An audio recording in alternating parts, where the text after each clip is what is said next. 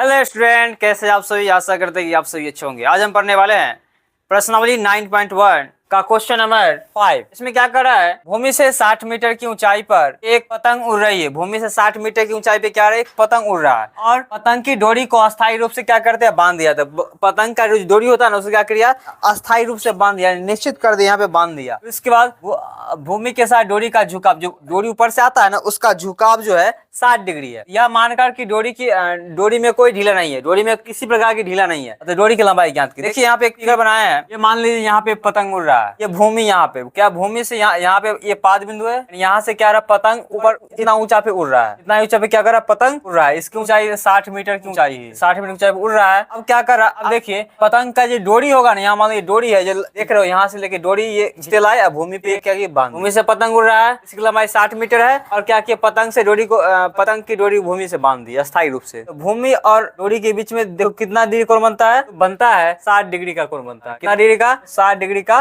बनता है। क्या करा, डोरी की लंबाई ज्ञात की। यहाँ से डोरी जो है इसकी लंबाई ज्ञात करा। देखिए निम्न कोण के सामने वाले लंब, समकोण के सामने वाली भुजा कर्ण, समकोण के सामने वाली भुजा कर्ण, निम्न कोण के सामने वाले लंब। अब क्या कीजिए, करेंगे कौन ऐसा त्रिकोणमितीय अनुपात है इसमें लंब भी आता है और कर्ण भी आता है। तो साइन थीटा देखेंगे, साइन थीटा बराबर लंब बटे कर्ण। थीटा का मान कितना दिया हुआ है, तो 60 डिग्री दिया हुआ है। तो साइन 60 डिग्री बराबर क्या होगा, लंब कितना दिया हुआ, 60।